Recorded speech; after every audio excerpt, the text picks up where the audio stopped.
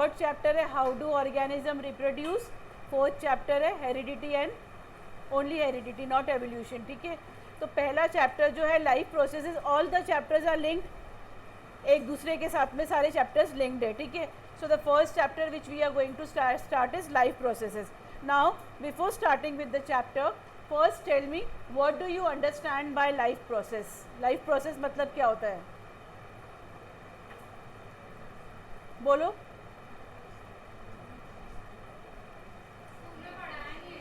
मैंने भी पढ़ाया है पहले। What are life processes?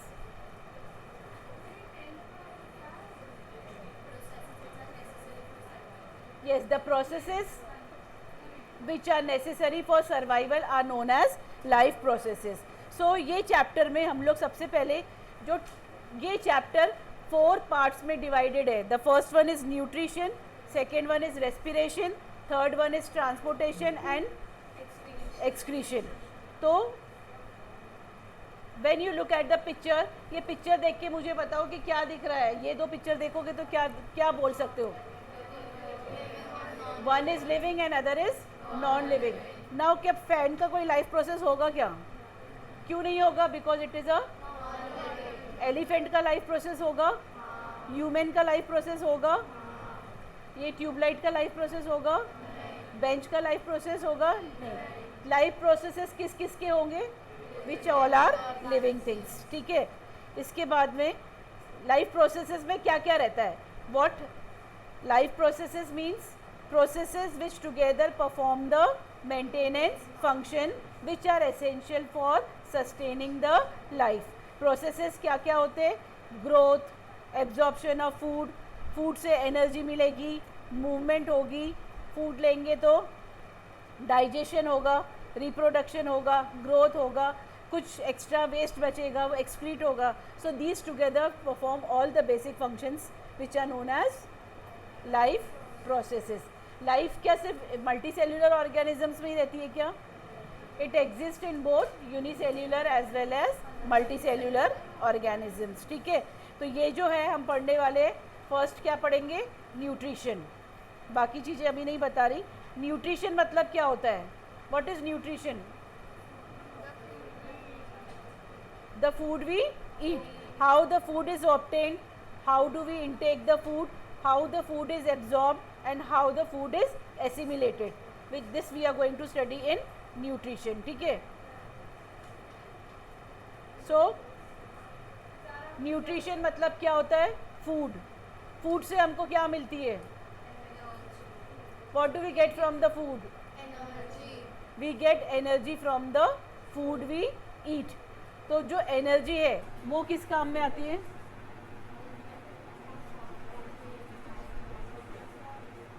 ये जो बाहर बैठी है लड़कियां अंदर कसको में बैठी है, तीनों सहेलियां अंदर कसको।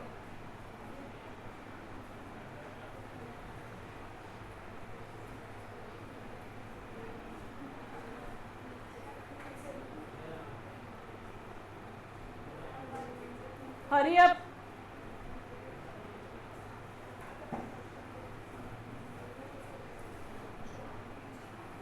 What do we get from the food? Energy. And how is energy obtained? From the food we eat. The energy is transported to all part of the body. The energy which is transported to all part of the body, उसको वो part को क्या बोलते हैं? Transportation. And after transportation, the waste which is left is excreted. That is known as excretion. अब ये when you look at the picture, ये picture देख के देखो कि एक पर्सन यहाँ पे योगा कर रहा, एक पेड़ काट रहा है, एक eating food, the other one is reading, the next one is sleeping. तो ये सब के लिए उसको क्या लगता है? And from where he will get the energy? From the food he will eat, ठीक है। Now when you look at this picture, ये प्लांट है। प्लांट को एनर्जी कहाँ से मिलती है? How do plant grows? How do plant grow?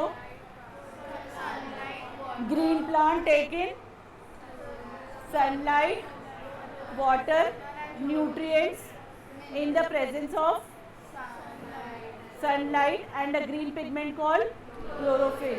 तो क्या मिलता है प्लांट को? Energy, they grow and then they reproduce. So basically raw materials क्या है?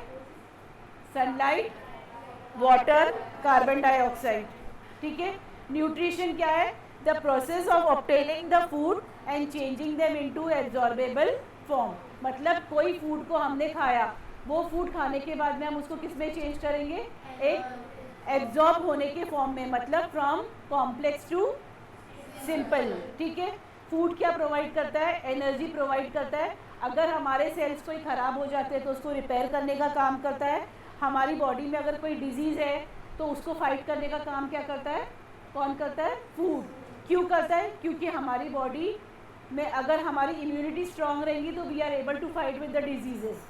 If immunity is not strong we won't be able to fight with the diseases. ठीक है। तो सारा काम कौन करता है? फूड। अगर कोई पर्सन वीक है, सपोज एक एग्जांपल लेती हूँ कि दो बच्चे हैं, they are hungry after the class, वो कोई पानी पूरी की दुकान पे चले गए कि दे वांटेड टू ईट पानी पूरी, भूख लगी है तो। ठीक है। तो एक बच्चा खाने के बाद में द पानी पूरी, you everybody know it is very unhygienic, मतलब कोई ढंग से तो बनाते नहीं है, मतलब कुछ ना कुछ तो रहता है उसके अंदर। तो एक बच्चा बीमार पड़ जाता है और एक बच्चा नहीं पड़ता है। What is the reason?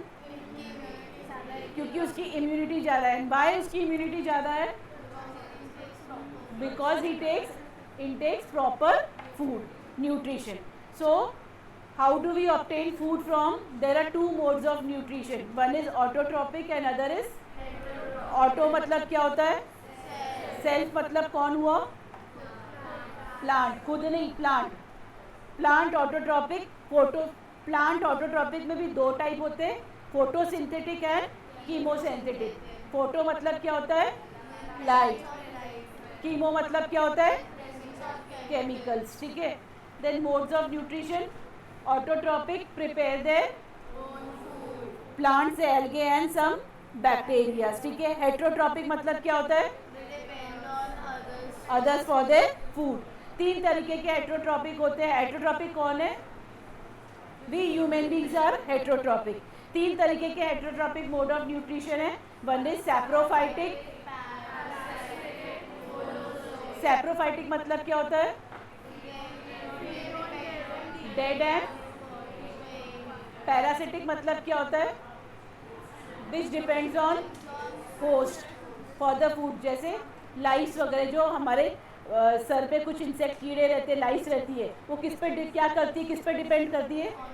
On are blood. They suck the blood from or hair, scalp. ठीक है। होलोजोइक मोड ऑफ न्यूट्रिशन मतलब क्या होता है? We human being, we take in complex form and then the complex form is converted into simple absorbable form. Depend on animals for the food, depends on other for the food. Example animals, human and fungi. ठीक है। अब तीन तरीके के organism होते हैं, herbivores, carnivores and Harbi. मतलब क्या होता है? कार्निवोर्स मतलब क्या होता है? एंड ओमनी मतलब क्या होता है? Both plants and animals. ठीक है। अब holozoic mode of nutrition, which mode of nutrition we take? Holozoic मतलब क्या होता है? Simple example, just think of yourself, what are you doing? Intake of food. मतलब क्या कर रहे हैं? इंजेशन। फिर वो जब फूड अंदर जाता है तो वो क्या होता? फिर डाइजेशन के क्या बाद क्या होगा? एब्जॉर्प्शन। और फिर each and every part of the cell में जाके एसिमिलेट होगा and later the waste material is expelled from the body, that is known as excretion. ठीक है। Holozoic mode of nutrition, ingestion,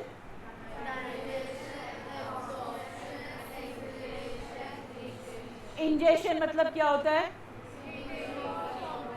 digestion मतलब क्या होता है? यस। एब्जॉर्प्शन मतलब क्या होता है? Passage of simpler food into the blood, means it is transported to all part of our body. Assimilation मतलब क्या होता है? कि the food is utilised and energy is being produced and it is needed for our various activities. Egestion मतलब क्या होता है? Removal of undigested food. ठीक है। Holozoic mode of nutrition, we are going to study the holozoic mode of nutrition in amoeba. Amoeba कौन सा organism है? Unicellular मतलब क्या होता? a single cell is going to perform all the functions, whether it is digestion,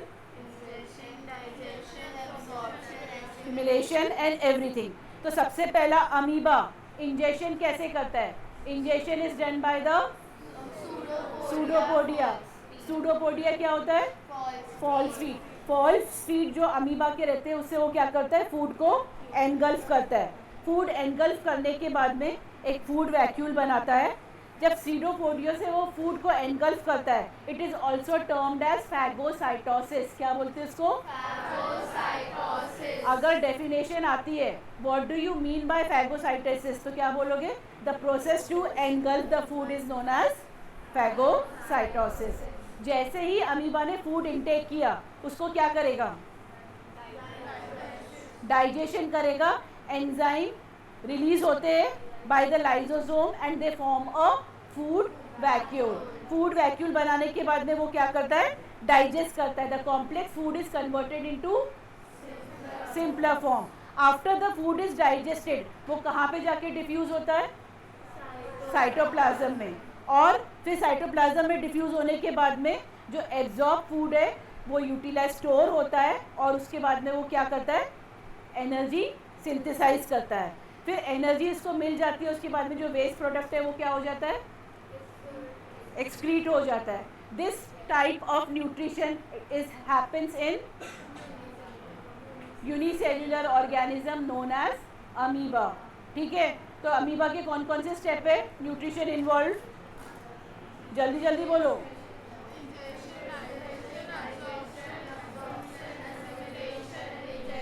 egestion. ठीक है. Then same thing happens with the paramecium. Paramecium का फर्क ये है कि अमीबा फॉल्स फीड सीडोपोडिया से फूड को एनगल्फ कर लेता था, लेकिन जो पैरामीशियम है उसके पास में हेयर लाइक प्रोजेक्शन रहते हैं, उसको बोलते हैं सीलिया. सीलिया को जाके फूड चिपक जाता है, स्टक हो जाता है. And slowly from one cilia to other to third करते करते एक ओरल ग्रूव रहता है, एक प्रॉपर पॉइंट रहता है जिसको बोलते हैं ओरल ग्रूव. ओरल ग्रूव में वो फूड जाता है and then the process starts. Clear? किसी को कुछ डाउट है इसमें?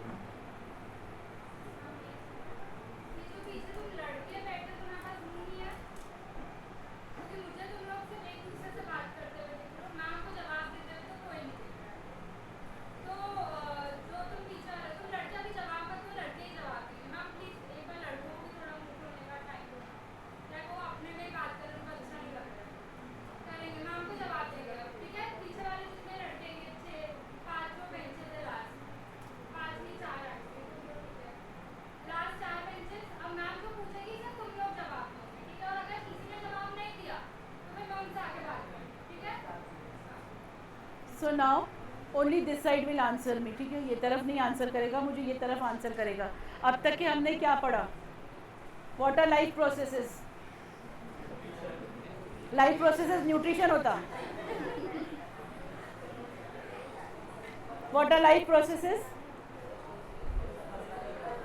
which together performs maintenance function are known as life processes. How many organisms are there? How many kinds of organisms are there? Two. They are uni and multicellular. Unicellular में अभी हमने किसके बारे में पढ़ा? अमीबा के क्या स्टेप्स थे? And egestion. अब हम पढ़ेंगे न्यूट्रिशन इन प्लांट. प्लांट का न्यूट्रिशन कैसा होता है? ऑटोट्रॉपिक या हेटेरोट्रॉपिक? ऑटो मतलब क्या होता है? Cell. Green plant prepare their own food by photosynthesis.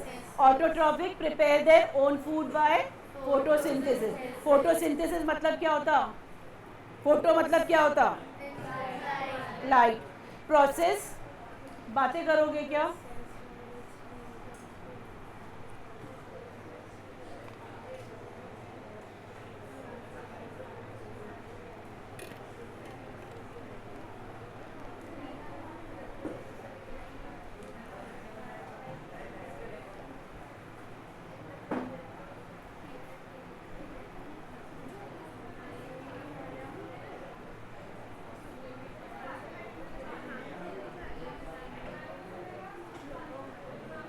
बेटा हम लोगों की ऑलरेडी बायो क्लास नहीं हुई है और हम ऑलरेडी पीछे, अब तक मेरा लाइफ प्रोसेसेस ख़त्म हो जाना चाहिए था।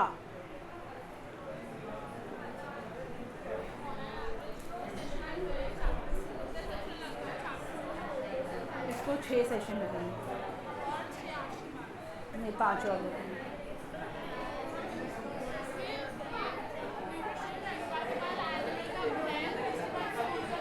न्यूट्रिशन के बाद में nutrition in plant, nutrition in animals, फिर आएगा रेस्पिरेशन, फिर आएगा ट्रांसपोर्टेशन, फिर आएगा एक्सक्रीशन। ट्रांसपोर्टेशन में पूरा हार्ट है, डायग्राम ऑफ हार्ट, वो iota, pulmonary veins, pulmonary arteries से सब आएगा। नवंबर तक क्वेश्चन हो सकते हैं। अभी आज तो तुम्हारे फर्स्ट यूनिट का आज ही करा दूंगी। कौन?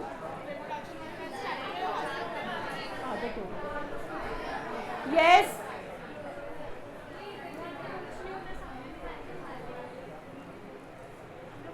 unless and until you I pin drop silence is there, I am not going to start.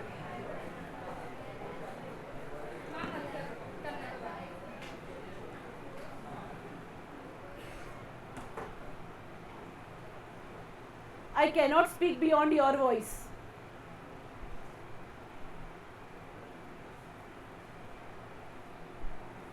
चुप रहोगे तो बात कर पाओगी, नहीं तो नहीं कर पाऊंगी मैं बात. I cannot speak.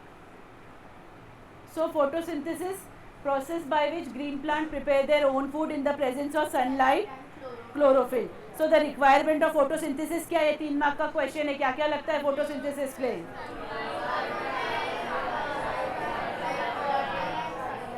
Chlorophyll, sunlight, carbon dioxide and water. ये डायग्राम ड्रॉ करने के लिए आता है लीफ का, या तो इंटरनल सेक्शन बोलते हैं या तो आउटर सेक्शन बोलते हैं. ये जो दिख रहा है picture, you can see the chloroplast. Chloroplast के अंदर क्या प्रेजेंट रहता है? क्लोरोफिल प्रेजेंट रहता है. गार्ड सेल्स का क्या काम है? गार्ड सेल्स क्या है? Opening and closing of stomata. Function क्या है स्टोमेटा का? And transpiration. ठीक है.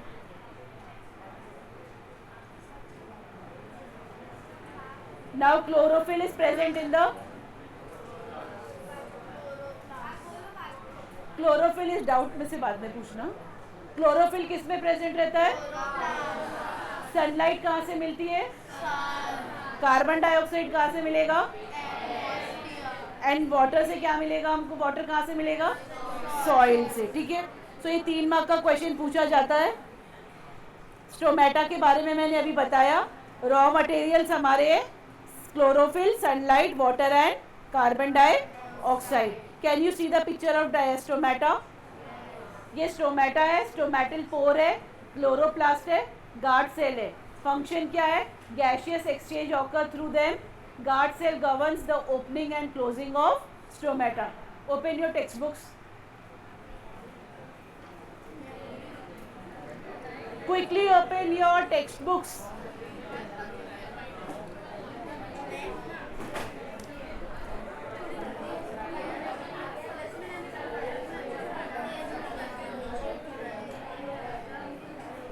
I did not ask you to talk.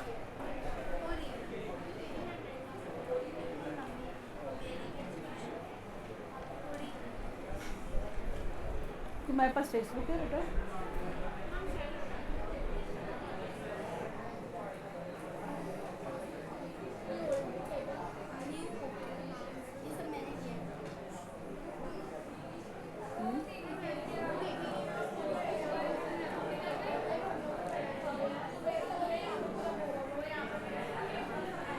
Yes.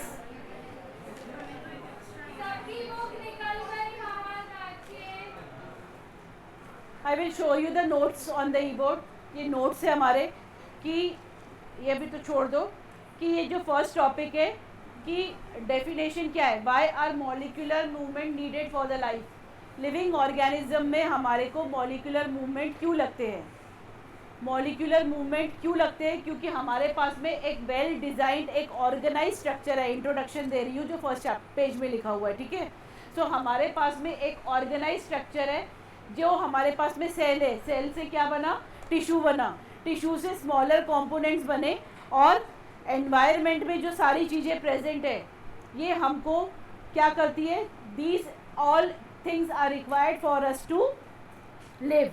तो लिविंग क्रिएचर्स ये सारे जो मेंटेनेंस का फंक्शन परफॉर्म करते हैं, रिपेयर ऑफ सेल होती है, ये सारी मॉलिक्यूल्स लगते हैं हमको किसके लिए, for the molecular movement which are necessary for the survival of our life. Generally पूछेगा कि why molecular movement is needed for the life, तो पूरा लिखने की ज़रूरत नहीं है, 2-3 पॉइंट लिखना कि सेल है, सेल से टिश्यू बनता है, टिश्यू हम लोग एनवायरनमेंट से लेते हैं, it helps in repair, it helps for survival, it helps for nutrition, that's why molecular movement are needed in our life.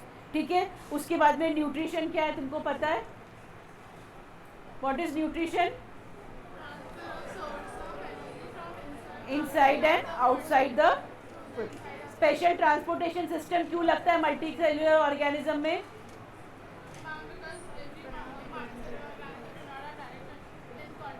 Direct हमारे पास में कोई चीज़ें नहीं है, तो हम हमारी जो बॉडी में सारा जाता है एक प्रॉपर चैनल के थ्रू जाता है, इसीलिए मल्टी सेल्युलर ऑर्गेनिज्म के पास में क्या है, वेल डिफाइंड स्ट्रक्चर है। ठीक है, चलो टेक्स्ट बुक निकालो। Who will read the chapter, loud reader कौन है, पढ़ बेटा, स्टार्ट कर।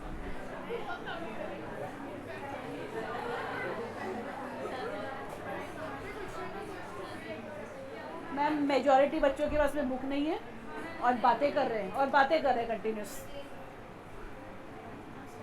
हाँ, How do we tell the difference between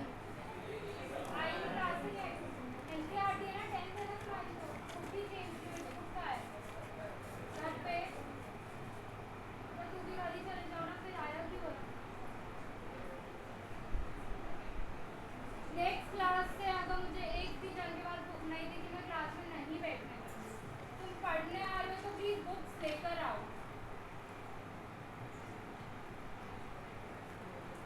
start करो। how do we tell the एक difference मिनट between वो पढ़ रही है, मेरे को एक की भी आवाज नहीं आनी चाहिए जिससे सबको सुनाई दे। तुम मुंह खोलोगे तो फिर वो बोलेगी तुमको आवाज ही नहीं आएगी।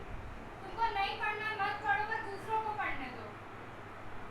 और चैप्टर रीडिंग एक बार होगी, बार बार मैं रीडिंग नहीं करवा सकती चैप्टर की। This is none of my business to do the reading with you all. Start करो। how do we tell the difference between what is alive and what is not alive? हमने picture देखा था और देखा था कि alive और non alive कैसे हमको पता है, what are living and what are non living things. If we see a dog running or a cow chewing cud or a man shouting loudly on the street, we know that these are alive, living beings. What if the dog or cow or man were asleep? We would still think that they were alive. But how do we know that? We see them breathing and we know that they are alive. What about plants? How do they know? How do we know that? They basically are what alive? He is telling in the first paragraph is कि how do you come to know that it is alive. जो मैंने picture दिखाया तुमको, you yourself were able to identify कि fan एक non living thing है और elephant एक लिविंग थिंग है। क्यों? क्योंकि एलिफेंट एक tiny, it will grow, it will reproduce, it will eat, it will do all the activities, that means it is living thing. Even a plant छोटे से बड़ा होगा, बड़े से और बड़ा होगा, लीफ शेड ऑफ होगी, फ्लावर होगा, सब होगा, तो that means it is a living thing. So we know that what is living and what is non living. We see them breathe. Some of us will say, but what about the plants that have leaves of colors other than green? They grow over time. They grow over time. So we know that they are alive. Some will say, in other words, we tend to think of some sort of movement, either growth related or not, as common evidence for being alive. But a plant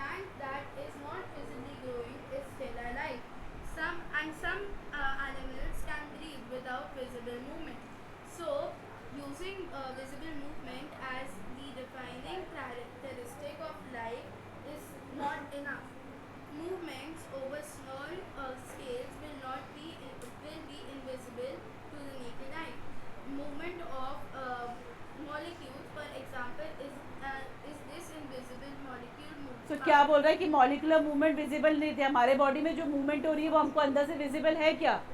it is not visible, but these movement are necessary because these movement only will help us to grow and survive. जैसे digestion हो रहा, assimilation हो रहा, transportation हो रहा, ये हमको दिखता है क्या? मॉलिकुलर मूवमेंट दिखती है क्या? No, we are not able to see the molecular movement, but it is happening. If we ask this question to professional biologists, they will say yes. In fact, viruses do not show any molecular. अब जो कोविड-19 आया था, तो कोविड-19 में अगर हमको virus दिखता था तो हम लोग उसको कुछ स्प्रे करके या कुछ मेडिसिन डाल के कुछ तो भी करके उसको हटा देते थे, but were we able to see the virus? No. लेकिन वो कब जाके अलाइव होता था? जब वो हमारी बॉडी के अंदर चले जाता था, and then it keeps on multiplying. इसीलिए तो हमने ये कोविड की सिचुएशन को फेस किया ना. तो viruses do not show life outside, when they show life when they go inside the body of the humans. Until they infect some cell, and that is the partly why there is a controversy about whether they are truly alive or not. Why are molecular movements needed for life? अब यहाँ question जो मैंने अभी बताया कि why are molecular movement needed for life, जो आपको sir अभी नोट्स प्रोवाइड करेंगे वो लैंग्वेज टोटल एनसीईआरटी की ही लैंग्वेज है, as it is language copy की हुई है, so that whenever you read the chapter, आपको ऐसा जब आप नोट्स पढ़ लोगे तो आपको ऐसा लगेगा कि आपको पूरा चैप्टर आता है, पूरा चैप्टर लर्न है, मतलब word to word is there from the NCERT text book. और जिसने नोट्स को थरो अच्छे से कर लिया उसके बायो में मार्क्स कटने का, आधा मार्क कटने का भी कोई चांस नहीं है. लास्ट ईयर की बैच जो यहाँ से गई उन्होंने भी यही नोट्स पढ़े, and you can see majority of them way merit in the class. ठीक है, तो ये नोट्स को आप इग्नोर मत करना, but still I will say कि don't completely rely on the notes. Reading of text book is mandatory in bio. Biology का रीडिंग बहुत मैंडेटरी है. एक एक लाइन अब जब मैं पढ़ाऊंगी तब मैं बताऊंगी कि कौन सा क्वेश्चन 3 मार्क का पूछा जाता है, कौन सा क्वेश्चन 1 मार्क का पूछा जाता है, कौन सा एमसीक्यू में आ सकता है. So it is better you pay attention. Living organisms are well organized structures. Molecular movement क्यों लगती है? क्योंकि लिविंग ऑर्गेनिज्म के पास में क्या रहता है?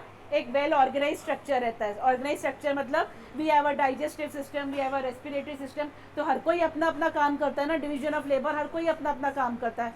इसीलिए मॉलिक्यूलर मूवमेंट हमारी बॉडी में नेसेसरी है. ये पहला क्वेश्चन है तुम्हारा नोट्स का. Tissues have cells. Cells have smaller components in them, and so on. Because of the effects of environment, this organized ordered nature of living structures is very likely to keep breaking down over time. If order breaks down. अब क्या बोल रहा है वो कि molecular movement इसलिए need है क्योंकि हमारे पास में एक वेल डिफाइंड ऑर्गेनाइज स्ट्रक्चर है. ऑर्गेनाइज स्ट्रक्चर किससे बना है? सेल से. ग्रुप ऑफ सेल क्या बना? टिश्यू. टिश्यू से क्या बना? ऑर्गन. ऑर्गन से क्या बना? और ऑर्गन सिस्टम से क्या बना? कंप्लीट ऑर्गेनिज्म बना. ठीक है, तो अब ऑर्गेनिज्म बना तो सेल है. सेल है तो वो डेड भी होंगे, वोन भी होंगे, रिपेयरिंग की भी ज़रूरत है. तो ये सब करने के लिए कौन सी मूवमेंट लगती है? Molecular movement. The organism will no longer be alive, so living creatures must keep repairing and maintaining their structures. Since all these structures are made up of molecules, they must move molecules around all the time. What are the maintenance processes in living organisms? Let us explore. What are life processes? Life processes क्या है? The main which together perform the maintenance job are known as life processes.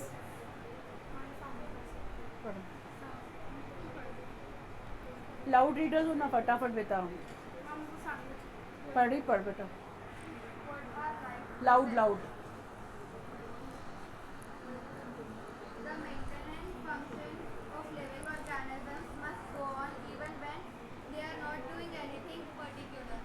Even when we are just sitting in class, even if we are just अब मैंने आपको एक picture दिखाया था एक plant काट रहा है, एक सो रहा है, एक लिख रहा है, एक पढ़ रहा है, तो उसमें क्या हो रहा है? Whether it is sleeping also but still it requires something to do. What is that?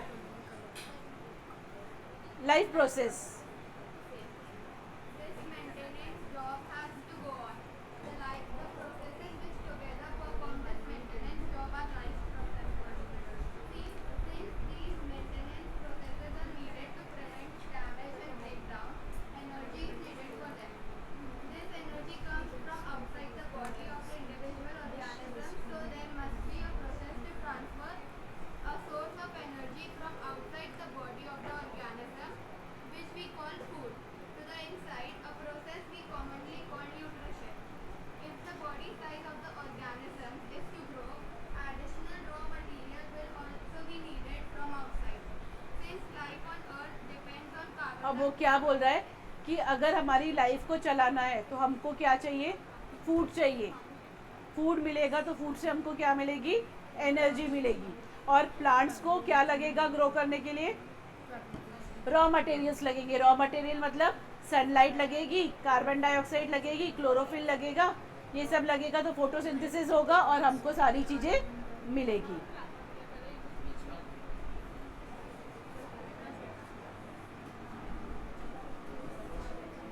बढ़ो आगे बढ़ो बेटा फटाफट. carbon-based molecules. Most of these food sources are also carbon-based. Depending on the complexity of these carbon sources, different organisms can then use different kinds of nutrition processes. The outside source of energy will be quite varied. Since the environment is not under the control of the individual organism, these resources of energy therefore need to be broken down or built up in the body. अब जो हम outside source लेते हैं जो food का, वो कैसा रहता है? कॉम्प्लेक्स रहता है. उसको किस में कन्वर्ट करना पड़ता है? सिंपल एब्जॉर्बेबल फॉर्म में.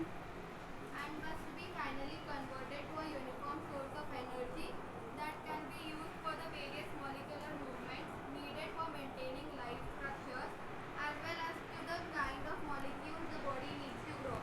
For this, a series of chemical reactions in the body are necessary. सो जब हम लोग जो फूड लेते हैं उसमें क्या होता है? अ केमिकल रिएक्शन होता है. मतलब जब हम फूड लिया तो फूड किस में कन्वर्ट होता है? ग्लूकोज में कन्वर्ट होता है. ग्लूकोज से कन्वर्ट होने के बाद में हाँ इट सिंपल कॉम्प्लेक्स शुगर किस में कन्वर्ट होता है? सिंपल शुगर में. तो केमिकल रिएक्शन होता है and then it gets transported to all part of our body. Oxidizing, reducing reactions are some of the most common chemical means to break down molecules. For this, many organisms use oxygen sourced from outside the body. The process of acquiring oxygen from outside the body and to use it in the process of breakdown of food sources for cellular needs is what we call respiration. अब respiration किसको बोलते हैं? जैसे हमने food ले लिया तो हमने फूड लिया तो दैट इज न्यूट्रिशन. अब जो फूड है हमने लिया वो कॉम्प्लेक्स फूड किस में कन्वर्ट हुआ? सिंपल फॉर्म में. सिंपल फॉर्म में जब वो कन्वर्ट होगा तो क्या सिर्फ छोड़ देंगे क्या उसको? उससे हमको क्या निकालनी पड़ेगी? एनर्जी निकालनी पड़ेगी. तो एनर्जी निकालने के लिए हमको क्या लगेगा? The air we breathe. जब हम ब्रीथ करते हैं तो हम क्या लेते हैं? ऑक्सीजन. ऑक्सीजन लेते हैं तो बेटा you are not suppose to talk in the class. If you have some urgent work, you are requested to please stand up and ask for the and you should seek the permission and go out and talk. This is not at all acceptable. Phone पे बात कर रहे हैं.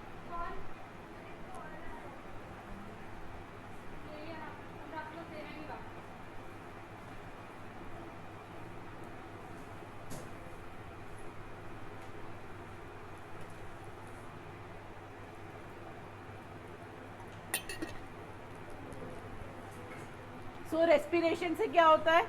Respiration से हमको oxygen मिलता है. Oxygen मिलने के बाद वो ऑक्सीजन टूटता है and then it is transported to all part of the body in the form of energy. बढ़ आगे बढ़. In the case of a single-celled organism, no specific organs for taking in food, exchange of gases or removal of waste may be needed because the entire surface of the organism is in contact with the environment. But what happens when the body size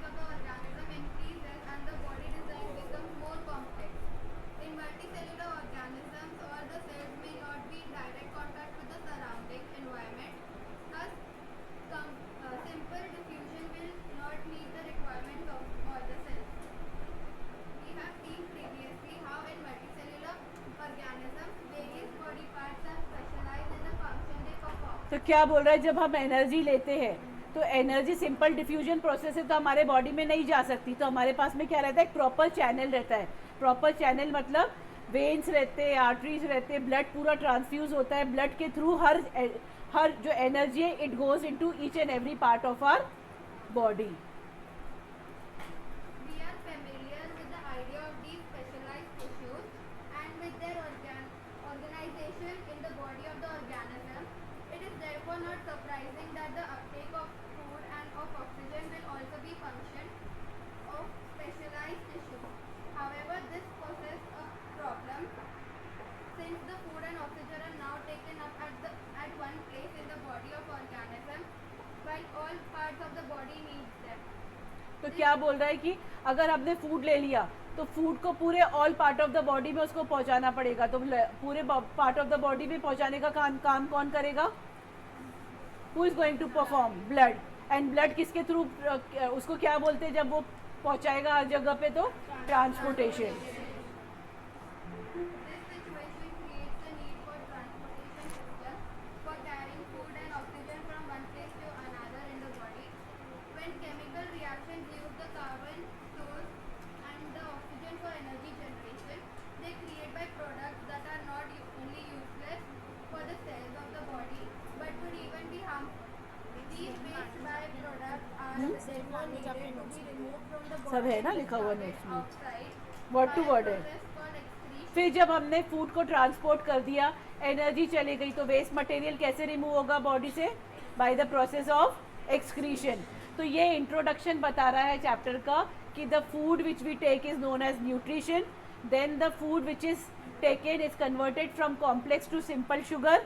फिर जब वो food है उसको जब हम respire करते हैं, oxygen लेते हैं, तो वो ब्रेक डाउन होकर एनर्जी रिलीज करता है। Energy is being transported to all part of the body through transportation and after the waste material which is left is excreted through excretion. Again, if the basic rules for body design in multicellular organisms are followed, a specialized tissue for excretion will be developed, which means that the transportation system will need to transport waste away from cells to this excretory tissue. Let us consider these various processes so essential to maintain life one by one. अब page number 81 पे आओ। Autotrophic nutrition. Autotrophic nutrition मतलब क्या होता है? Green plant self nutrition. Self मतलब green plant. What green plant क्या करेंगे? They take in chlorophyll, in the presence of chlorophyll, sunlight, water, they prepare their own food. Autotrophic mode of nutrition. Direct autotrophic पढ़ो। Carbon and energy requirements of the autotrophic organism are fulfilled by photosynthesis. It is the process by which autotrophs take in substances from the outside and convert them into stored form of energy. This material is taken in the form of carbon dioxide. Underline करो। This material is taken in the form of carbon dioxide, water. Which is converted into carbohydrates. पूछेगा the carbon dioxide which is taken is converted how? It is converted into what? Carbohydrates. In the presence of sunlight and chlorophyll, carbohydrates are utilized for providing energy to the plant. We will study how this takes place in the next section. The carbohydrates which are not used immediately are stored in the form of starch. Underline करो। जो carbohydrates use नहीं होते, 1 mark का question, it is stored in the form of starch. 1 mark का question है। मैं बार बार chapter read नहीं कराऊंगी और बताऊंगी नहीं। कुछ चीज़ें ऐसी है जो नोट्स में भी नहीं रहती, जो तुमको मार्क करनी पड़ती है। Which serves as the internal energy reserve to be used as and when required by the plant. A somewhat similar situation is seen in us, where some of the energy derived from the food we eat is stored in our body in the form of glycogen. Underline करो।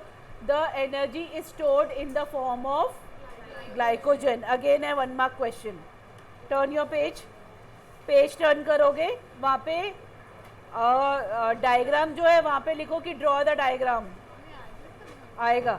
अब इसके बाद में ये जो equation है, equation क्या बोल रहा कि carbon dioxide, water, 6CO2 + 12H2O in the presence of sunlight and chlorophyll gives what? Glucose plus oxygen plus water.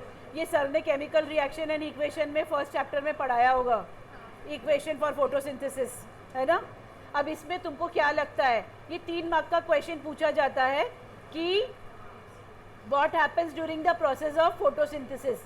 तो बुलेट नंबर 1, 2 एंड 3 ये 3 मार्क का क्वेश्चन होता है, कंपलसरी क्वेश्चन पूछा जाता है। पढ़ो उसको, नोट्स में है।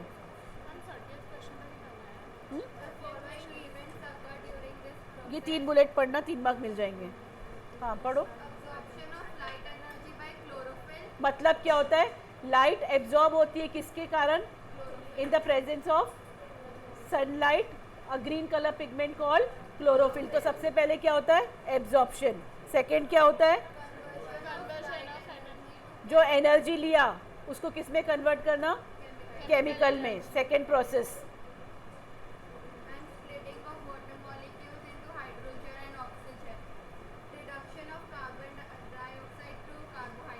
कार्बन डाइऑक्साइड किस में जाके रिड्यूस होता, कार्बोहाइड्रेट। यहाँ पे लिखो 3 मार्क का क्वेश्चन।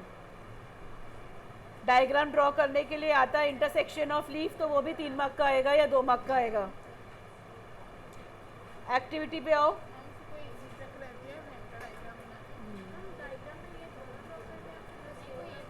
ये वाला ज़्यादा आता है। एक्टिविटी पे आओ 5.1। कौन पढ़ेगा सेकंड,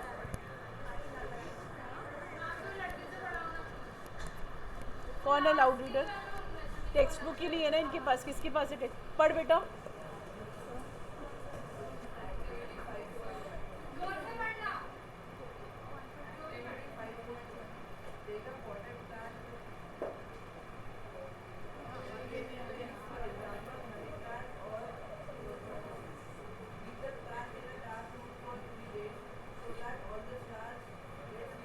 वो क्या बोल रहा है, पॉटेड प्लांट लो और प्लांट को कहाँ पे रखो, डार्क रूम में रखो। क्यों रखो, क्योंकि उसको सनलाइट नहीं मिलेगा तो क्या नहीं बनेगा, स्टार्च नहीं बनेगा।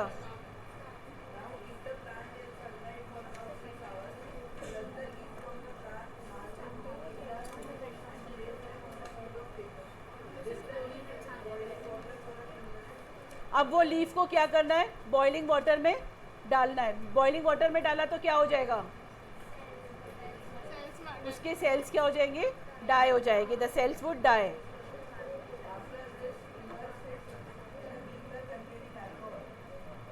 प्लीज डोंट टॉक, मैं छुट्टी नहीं दूंगी, मुझे फर्स्ट यूनिट टेस्ट का पोर्शन कंप्लीट करना है।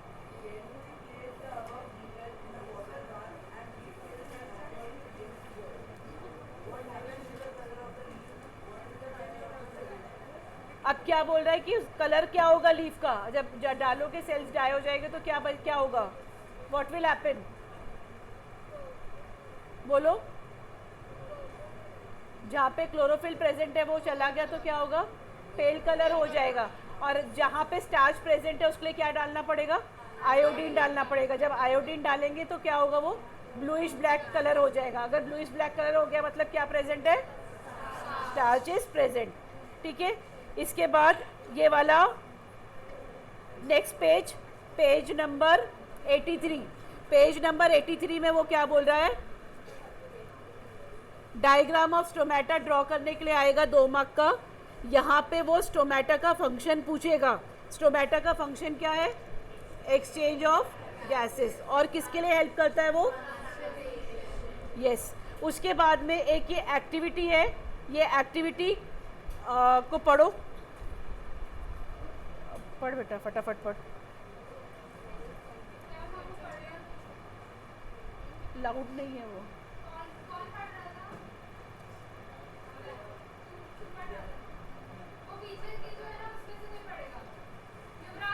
जल्दी पढ़ बेटा, मुझे कंप्लीट करना है, फटाफट करो।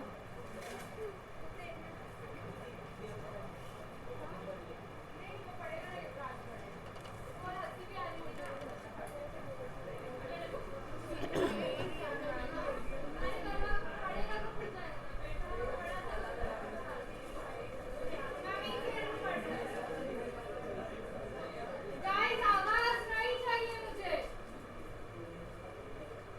तुम जितनी बात करोगे मैं क्लास उतनी एक्सटेंड करवा दूंगी।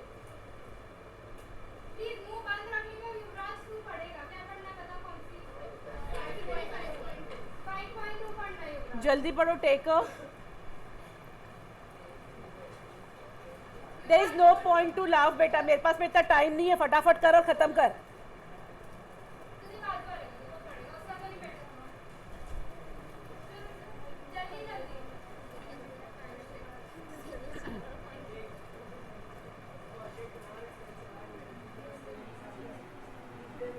मुझे कुछ नहीं सुनाई आ रहा, मुझे सुनाई नहीं आएगा तो मैं एक्सप्लेन नहीं कर पाऊंगी।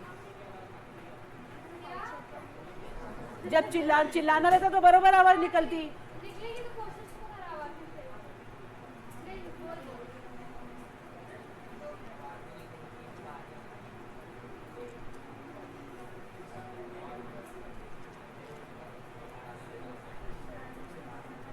मत पढ़ प्लीज पढ़ना पड़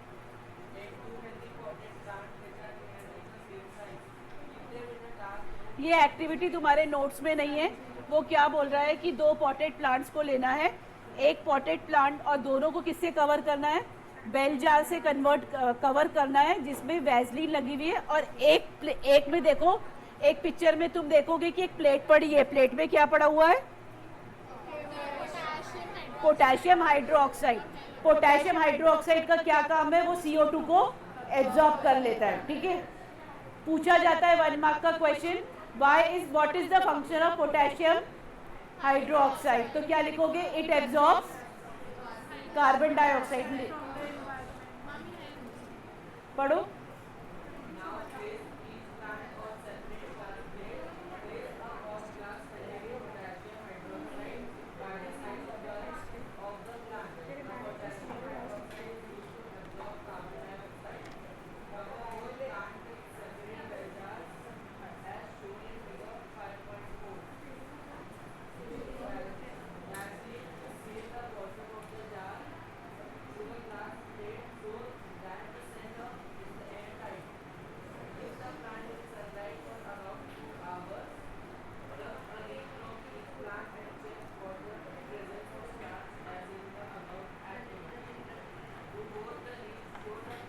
क्या दोनों लीफ में दोनों प्लांट सेम तरीके का ग्रो होगा क्या, कौन सा अच्छे से ग्रो होगा, जिसमें प्लेट नहीं है, जिसमें पोटेशियम हाइड्रोक्साइड नहीं है। क्यों वो ग्रो होगा, क्योंकि पोटेशियम हाइड्रोक्साइड का काम क्या है, टू एब्जॉर्ब CO2। और ग्रीन प्लांट को ग्रो होने के लिए क्या लगता है, कार्बन डाइऑक्साइड, सनलाइट, ये सब लगता है। तो नहीं रहेगा तो ये ग्रो नहीं होगा। तो will the both the plants will be same, no they won't be same, because in order to grow the plant to have a starch, what do we require, we require carbon dioxide and sunlight।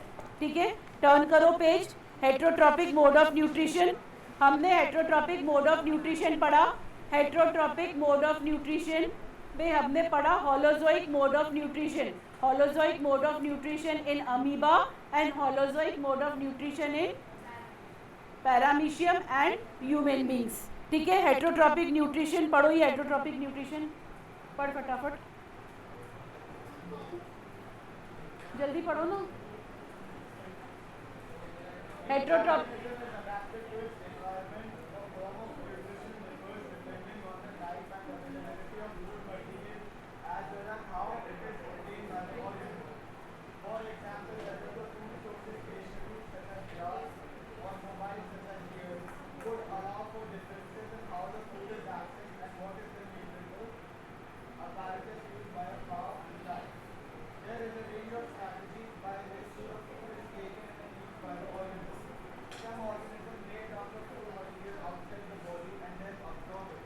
कोई organism क्या करते, food material को पहले outside break करते और फिर inside लेते, लेकिन हम ह्यूमन बीइंग ऐसे करते क्या, what do we do, we take in complex food and then convert it into simple absorbable form.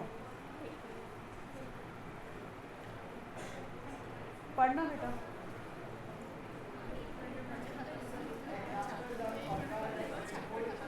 हाँ,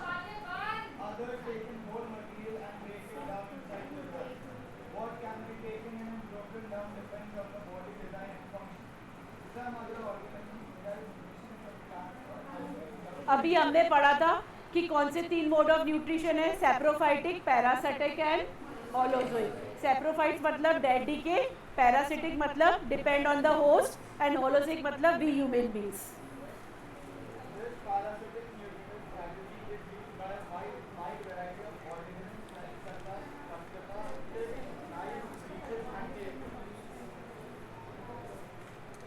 how do organism obtain the nutrition?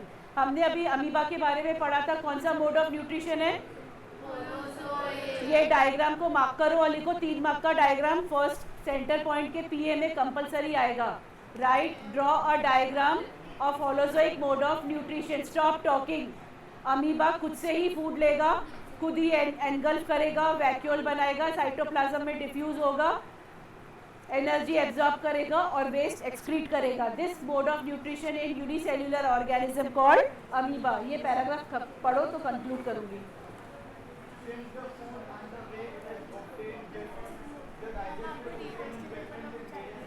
पूछेगा ये.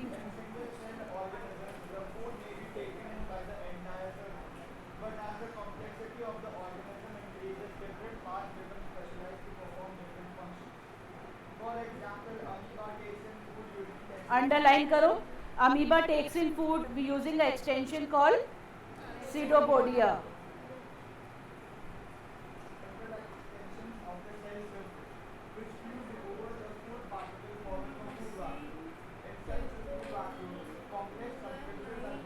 अंडरलाइन करो. Complex substance are broken down into simple substances.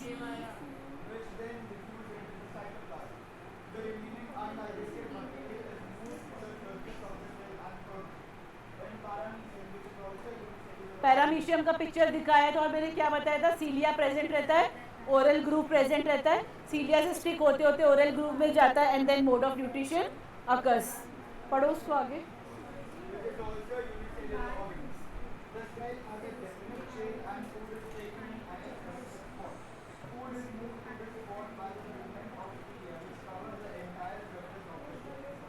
यहाँ पे centre point का PA1 का portion complete होता है ना? सर से नोट्स ले लेना, ही विल गिव यू.